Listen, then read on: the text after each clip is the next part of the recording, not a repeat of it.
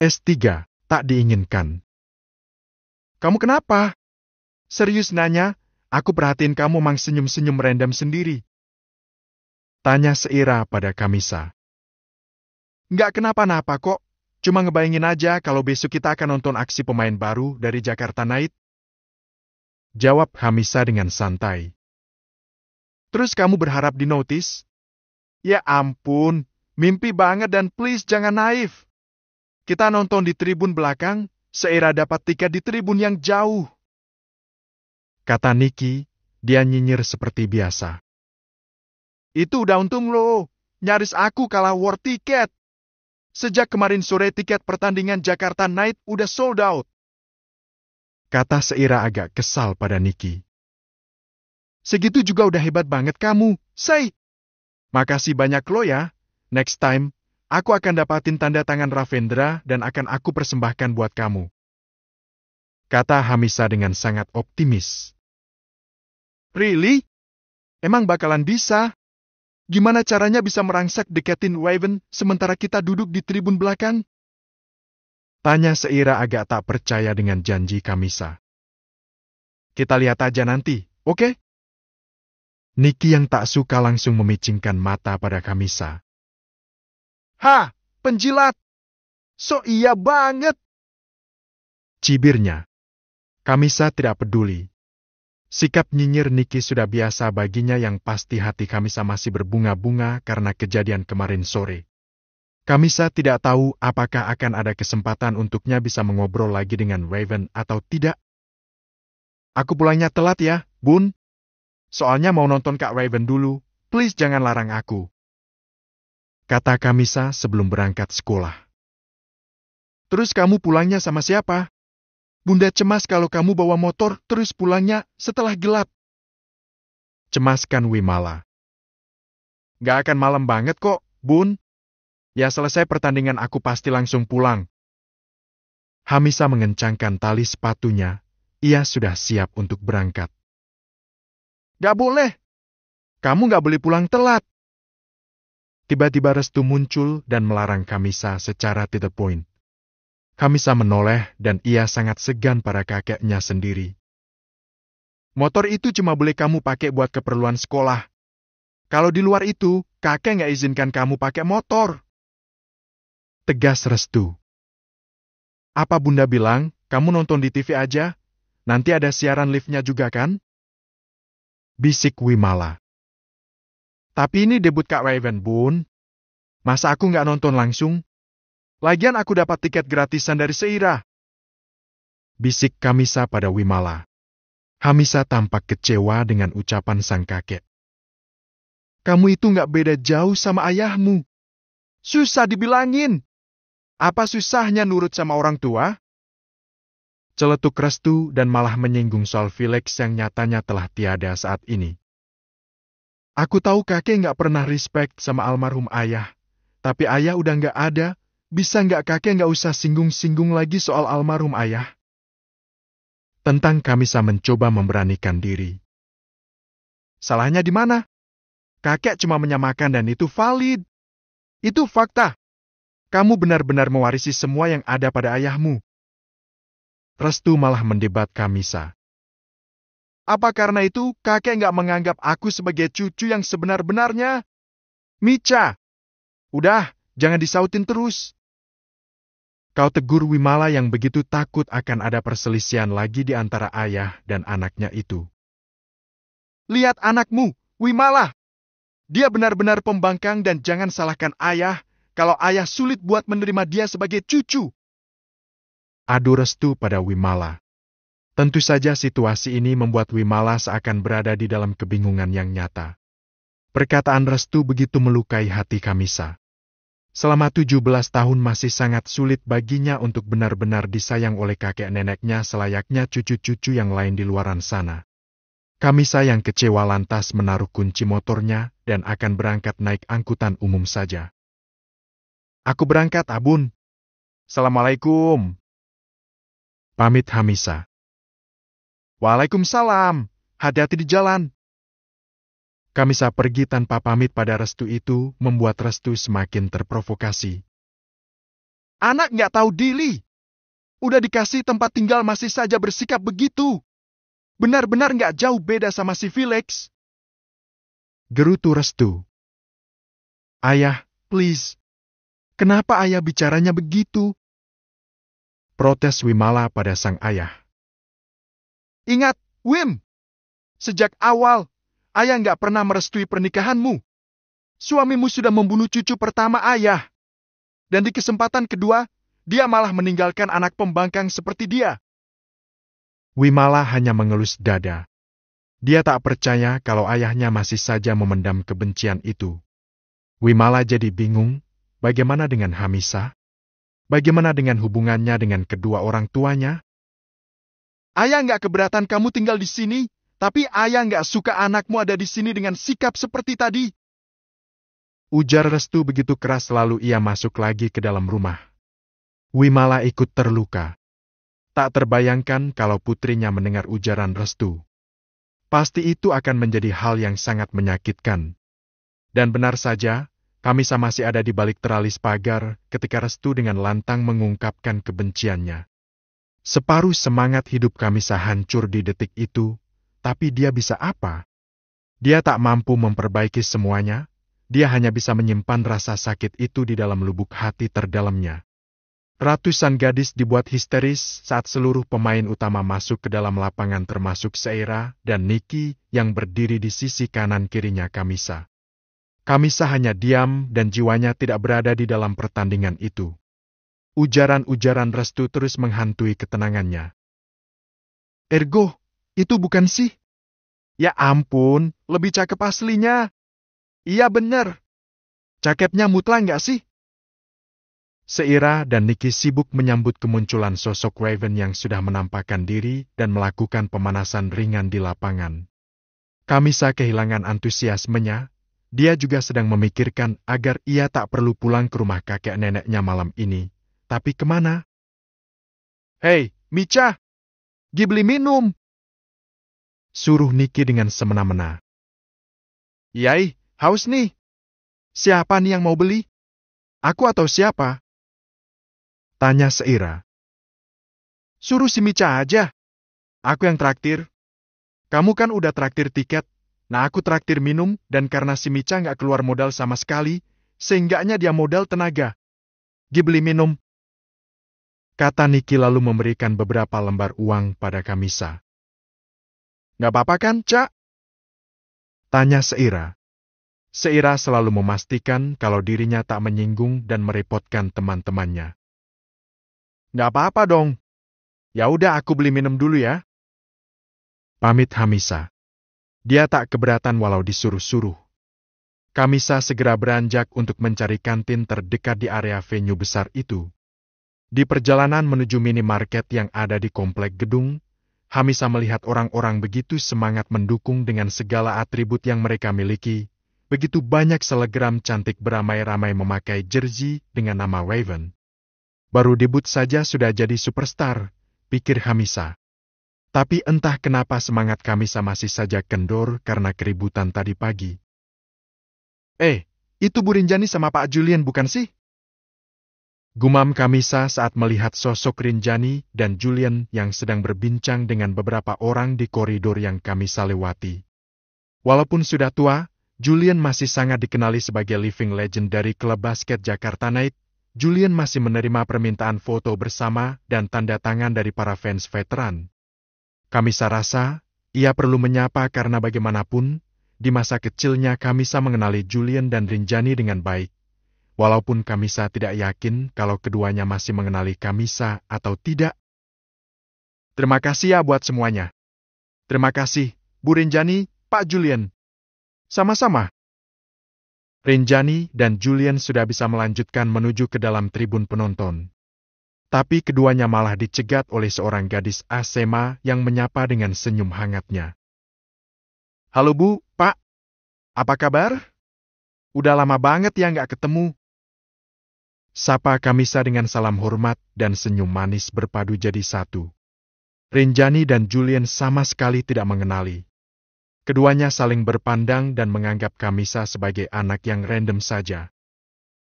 Ah iya, Pasti Bu Rinjani dan Pak Julian kebingungan. Ini aku, Kamisa anaknya Bunda Wimala dan Ayah Felix. Ucap Kamisa yang menjelaskan siapa dirinya. Kamisa? Oh, Mica ya? Rinjani langsung mengenali. Iya, Bu. Ya ampun. Kamu udah sebesar ini, Nak. Hamisa senang karena ternyata Rinjani masih mengenalinya. Upaya untuk menyapa lebih dulu ternyata tidak sia-sia. Setidaknya Kamisa merasa terhibur dengan sikap hangat Rinjani setelah dibenci secara terang-terangan oleh kakek kandungnya tadi pagi. S3, populer.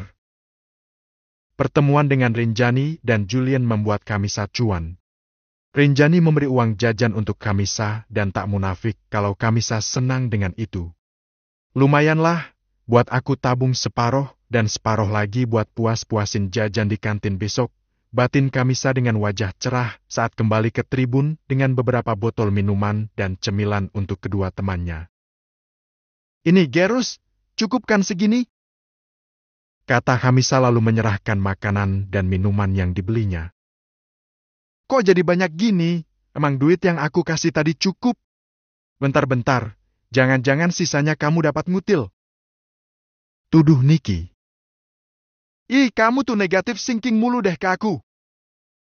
Hamisa lama-lama jadi kesal. Ya secara kamu tuh hari-hari nggak punya duit, hari-hari cuma ngarap traktiran dari aku sama Seira. Wajar dong kalau aku skeptis dengan kamu bawa makanan lebih segini, sementara aku cuma ngasih duit pas ke kamu tadi.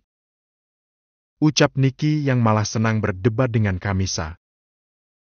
Kok kamu gitu banget sih ke aku, Nik? Kok sewot? Baper. Ih, kalian ini kenapa sih? Debat mulu deh perasaan. Udah dong, kita datang ke sini buat senang-senang, bukan buat ribut kayak gini. Malulah kalau diliatin orang-orang. Seira segera melerai. Lah si Mica aja yang baperan. Kan aku cuma nanya. Emang kamu mau nyemil makanan hasil ngutil, Sei? Enggak kan? Malu-maluin deh kalau sampai ia terus ketahuan. Kita bisa ke bawah-bawah lo. Niki tetap dengan egonya. Hamisa sangat tersinggung. Tuduhan Niki benar-benar sudah melampaui batas. Udah ya, kamu diam aja, gak usah dengerin Niki. Bisik Seira pada Kamisa. Kamisa diam, tapi diamnya bukan karena ia bersedia untuk mengalah melainkan karena Kamisa terlanjut kecewa. Pertandingan sudah tidak terlalu menarik lagi bagi Kamisa. Dia marah pada Niki sehingga ia hanya bisa diam di antara kehebohan ribuan penonton lain yang menyaksikan laga debut bagi Waven di sore ini. Kamisa kehilangan antusiasmenya karena Niki. Setiap kali Raven mencetak poin, orang-orang begitu heboh. Hanya Kamisa saja yang tampak sunyi dan bisu. Ravendra tampil baik di laga perdananya. Setiap kali ia mencetak angka untuk timnya, ia selalu melirik pada Rinjani dan Julian seolah lirikan itu adalah penegasan kalau poin itu ia persembahkan untuk kakek dan neneknya. Lihat itu, Mas. Raven udah sedewasa itu, tapi di mataku, dia masih seperti bayi kecil yang baru belajar berlarian. Ya ampun, rasa bangga benar-benar memenuhi seisi ruang hatiku. Ungkap Rinjani dengan bangga. Matanya tak teralihkan dari lapangan tepatnya ke arah Waven berada. Kemanapun Waven berlarian melakukan pergerakan, Rinjani akan terus mengikuti seolah di lapangan itu tak ada yang bisa ia lihat kecuali cucunya. Pasti kamu lupa dengan rasa bangga saat aku bermain bagus untuk Jakarta Knight di masa lalu. Goda Julian. Maaf, Mas. Kali ini kamu kalah. Rasa banggaku terhadap kamu tetap kalah dengan kebanggaanku terhadap Al dan Raven. Kata Rinjani dengan nada gurauan. Begini ya rasanya bersaing sama orang-orang kuat yang menguasai hatimu, sayang. Hanya anak-anak dan cucu-cucu kita saja yang mampu mengalahkan posisi kamu di hatiku, Mas. Julian memegang tangan Rinjani dan mereka menikmati waktu bersama dalam suasana yang penuh dengan kehangatan dan kebanggaan. Sesekali, Rinjani juga menyandarkan kepalanya di pundak Julian tanpa mereka tahu kalau kemesraan mereka menjadi perhatian para penonton di sekitar. Raven! Raven! Nama Raven terus diteriakkan oleh para fans yang rela menunggu sampai para pemain keluar dari arena dan memasuki bus tim. Minta tanda tangannya dong! Minta selfie-nya dong! Suasana benar-benar riuh rendah. Raven nampaknya belum benar-benar siap dengan antusiasme ratusan fans yang terus meneriakkan namanya. Raven yang dikenal sebagai seorang introvert memang sulit untuk dimintai tanda tangan dan waktu untuk berselfie, bahkan untuk sekedar membuat Raven tersenyum atau melambaikan tangan pun rasanya berat sekali. Yah, senyumannya mahal banget ya. Tapi tetap bikin penasaran. Iya benar. Seira dan Nicky pun sampai rela menunggu lebih lama untuk bisa bertemu dengan Raven dari jarak dekat. Tapi mereka tidak berhasil. Seluruh pemain sudah masuk ke dalam bis dan akan segera pergi menuju ke markas utama untuk menjalani evaluasi setelah pertandingan. Raven duduk di kursi dekat jendela bersama rekan barunya yang bernama Oliver.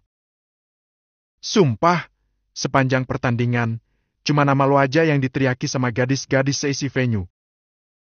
Kata Oliver mencoba menjalin keakraban dengan Raven. Raven hanya tersenyum tipis menanggapinya. Selamat ya, bro. Lo benar-benar menjalani debut yang manis hari ini. Ucap Oliver lagi. Thanks. Sebagian pengamat basket meragukan kapasitas lo sebagai pemain profesional. Mereka selalu mengaitkan lo dengan legenda hidup Julian Prawira dan menganggap lo sebagai nepo baby alias anak atau cucu legenda yang punya popularitas karena leluhur lo. Tapi sore ini lo berhasil membungkam mereka, gue akui permainan lo keren banget. Ucap Oliver yang terus mengoceh. Kayak Julian emang inspirasi terbesar gue. Gak masalah walaupun orang-orang berpendapat begitu. Tukas Raven mencoba lebih banyak berinteraksi. Pasti. Dan bersiaplah untuk sibuk menerima puja-puji dari para fans. Gue yakin lo akan kewalahan, sebaiknya lo segera rekrut admin yang standby buat melayani DM di medsos lo. Saran Oliver. Raven hanya tersenyum samar, tapi ia senang karena Oliver menunjukkan keakraban yang tulus padanya. Setidaknya sekarang Raven memiliki rekan yang bisa ia ajak ngobrol di saat yang lainnya masih cukup arogan dan menganggap Raven sebagai saingan mereka di dalam tim. Dan lagi, ini rahasia. Kata Oliver, kali ini suaranya agak pelan. Apa? Tanya Raven. Lo akan dapat banyak tawaran ngamar dari berbagai kalangan bahkan dari para seleb sekalipun. Oliver berbisik dan jujur saja Raven agak bergidik dengan ucapan Oliver. Gila! Respon Raven. Ini bukan hal gila, lo akan segera terbiasa dengan hal-hal semacam itu. Raven hanya geleng-geleng kepala. Walaupun Raven tumbuh besar di negara yang akrab dengan kebebasan dan CS di luar pernikahan, tapi dia selalu diawasi dan diingatkan oleh kedua orang tuanya untuk menghindari itu. Oliver berhenti mengoceh dan sepertinya dia akan tertidur sambil menikmati kemacetan seperti para pemain lainnya. Raven masih melek dan tak bisa tidur begitu saja. Sambil menikmati jalanan yang padat merayap, Raven melaburkan netranya walau tampak kosong karena ada rasa kangen terbesit terhadap ayah dan ibunya yang saat ini masih harus menetap di Amerika. Di satu jalan, di antara kemacetan, tak sengaja Raven melihat seorang gadis berseragam terlihat menepi dengan seorang pria memakai jaket ojek online di pinggir jalan sambil memeriksa kondisi mesin motor. Apa mogok mendadak atau apa? Hal yang membuat Raven semakin tertarik dengan situasi itu adalah gadis berseragam SMA itu adalah Kamisa. Micha, batinnya.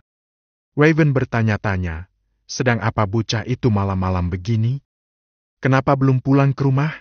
S3, berbanding terbalik. Wah, kayaknya beneran mogok ini, Neng. Harus ke bengkel si ini. Kata abang ojek. Waduh, gimana dong, Bang? Kamisa sedikit cemas karena ini sudah malam dan ojeknya malah mogok sehingga tak bisa cepat-cepat mengantar ia pulang ke rumah. Cari ojol lain aja ya, yang saya cancel aja. kata si bang ojol. Sebenarnya Kamisa juga merasa kasihan pada abang ojeknya. Selain motornya sudah uzur, abang-abangnya juga terlihat lusuh dan kelelahan. Ya udah, saya mau naik ojek lain aja. Ini helmnya, kata Hamisa lalu menyerahkan helmnya. Iya, Neng. Maaf ya. Nggak apa-apa, Bang. Ini aku bayar aja deh. Nggak apa-apa. Lumayan buat tambah-tambah ongkos bengkel, kata Kamisa yang malah memberikan ongkos pada sang ojol. Loh, Neng. Nggak usah, kan ini masih jauh ke rumah Neng. Nggak apa-apa. Ambil aja. Serius ini, Neng? Serius. Semoga motornya baik-baik aja ya. Ya ampun. Saya jadi malu, malah ngerepotin jadinya. Nggak apa-apa. Nggak banyak juga ongkosnya, tapi mudah-mudahan bisa tambah-tambah biaya bengkel. Makasih banyak ya, Neng. Makasih loh. Orderan saya hari ini sepi, pada nggak mau pick saya karena memang motor saya jelek.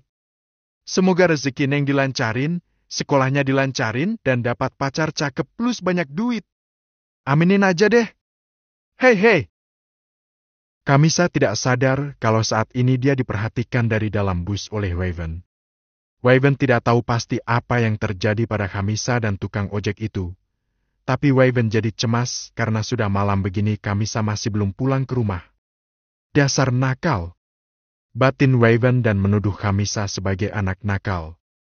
Padahal Kamisa baru pulang dari menonton laganya sore tadi. Akhirnya Kamisa menyadari kalau bis besar yang terjebak di kemacetan dekat tempatnya berada adalah bis tim Jakarta Night.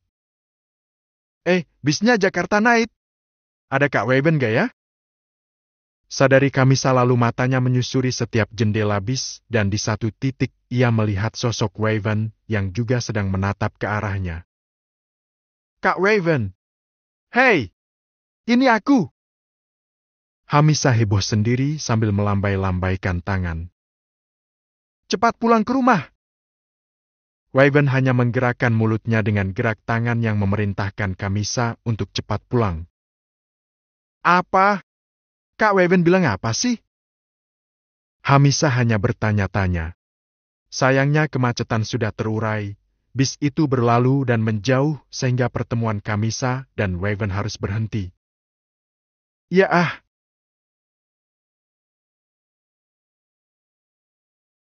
Sesali Kamisa. Padahal Kamisa masih ingin melambaikan tangan pada Waven untuk menunjukkan kalau Kamisa benar-benar hadir di pertandingan debut crush abadinya itu.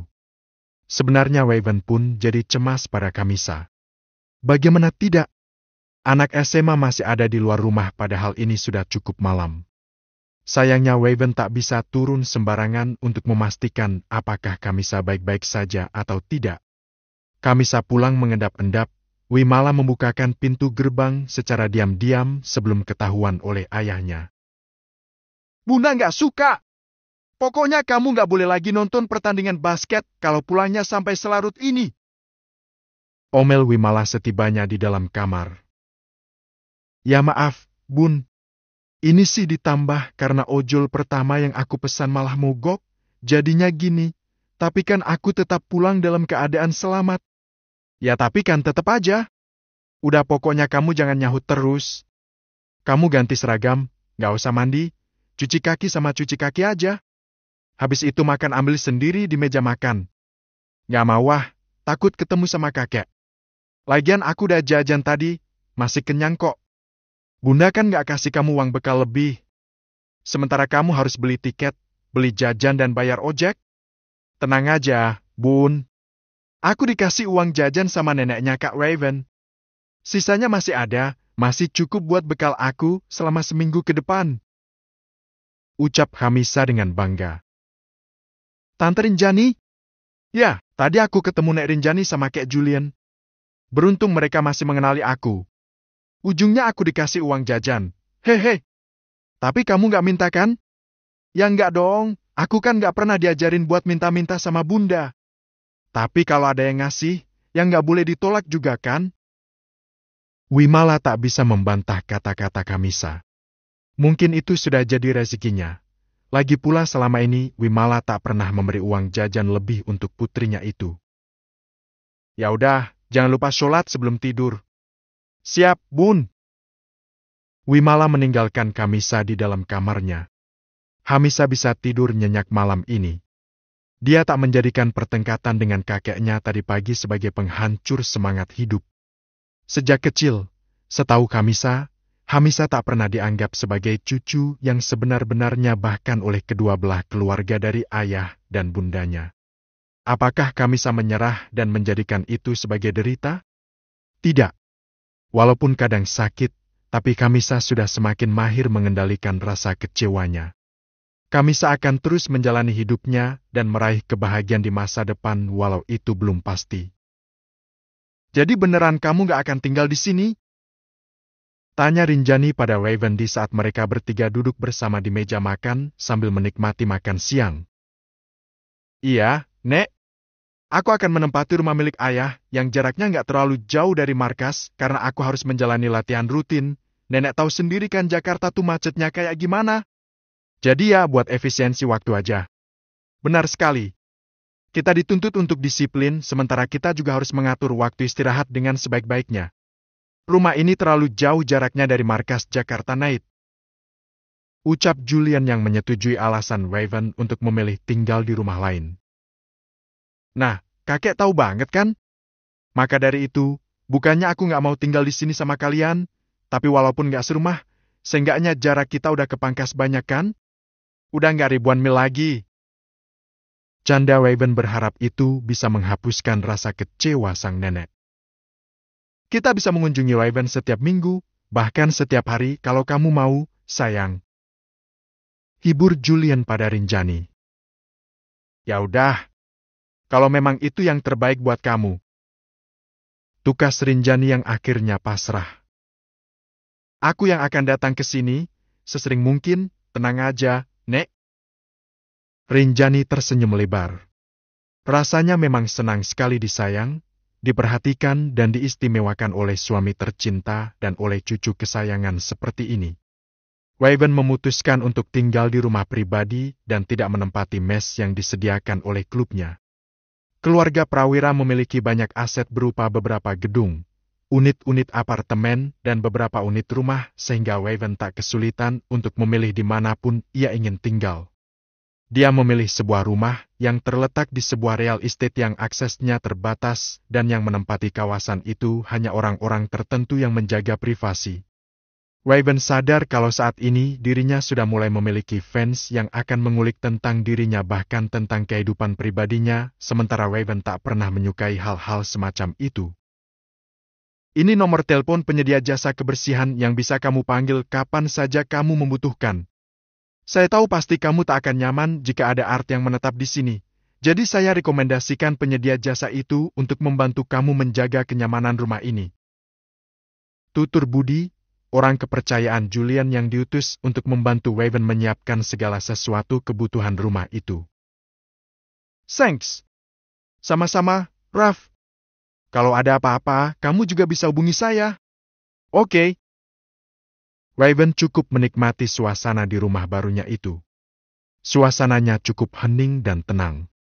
Raven juga memiliki lapangan basket di belakang rumah lengkap dengan sebuah kolam kecil yang cukup untuk dirinya menikmati waktu bersantai.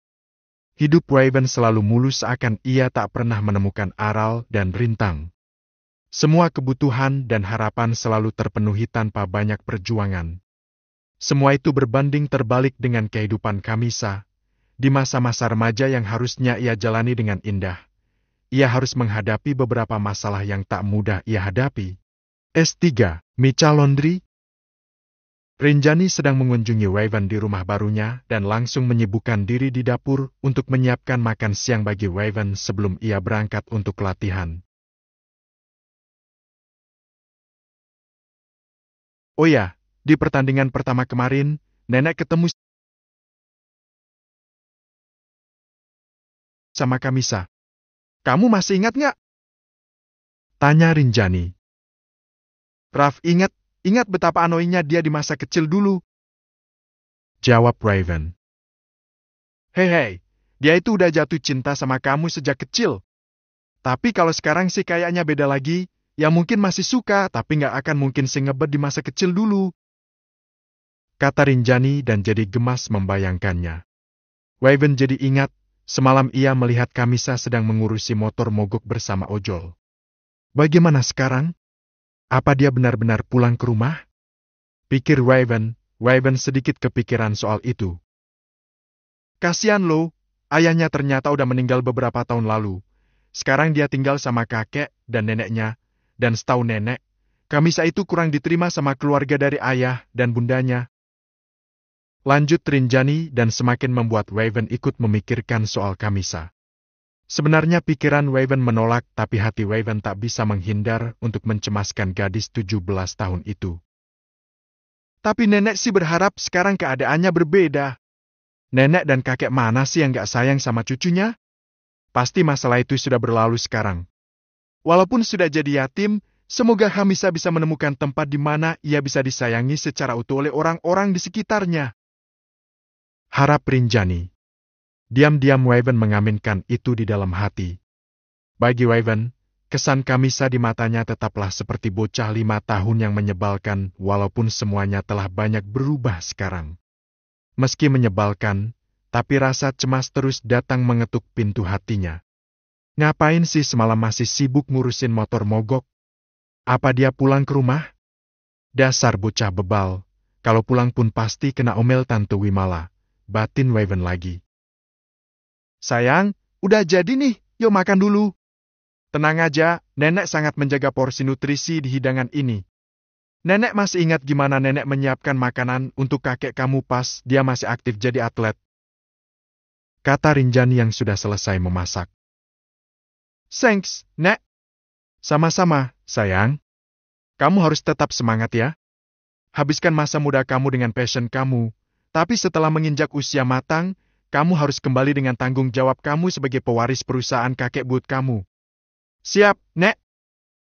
Waven sangat menikmati makanan yang dibuatkan oleh Rinjani. Rinjani selalu memanjakan cucu-cucunya, apalagi Waven adalah cucu pertama. Andai saja Harun dan Rudy diberi umur panjang, pasti mereka juga akan merasa sangat bangga pada cucu buyut mereka yang telah tumbuh hebat ini. Memasuki area markas, Waven sudah ditunggu dengan sekumpulan fans yang sekedar ingin meminta disapa dan minta tanda tangan dari Waven dan beberapa pemain lainnya. Waven adalah sosok pemain yang tidak seramah yang lainnya, sehingga ia hanya lewat saja tanpa membuka jendela mobilnya sama sekali. Sombong banget ya, Sehi aja kayaknya susah banget deh. Gerutu Niki yang ternyata ada di antara kerumunan fans itu. Maklumilah. Dia kan baru banget tinggal di Jakarta setelah menghabiskan masa kecilnya di Amrik. Mungkin dia butuh waktu untuk terbiasa dengan culture ramah tamah ala orang-orang kita. Tukas Seira menanggapi lebih bijak. Iya sih, tapi semakin tertutup malah bikin fans makin penasaran. Exactly. Oh ya, Micha kok susah dihubungi ya? Ponselnya udah balik tapi masih aja susah dihubungi.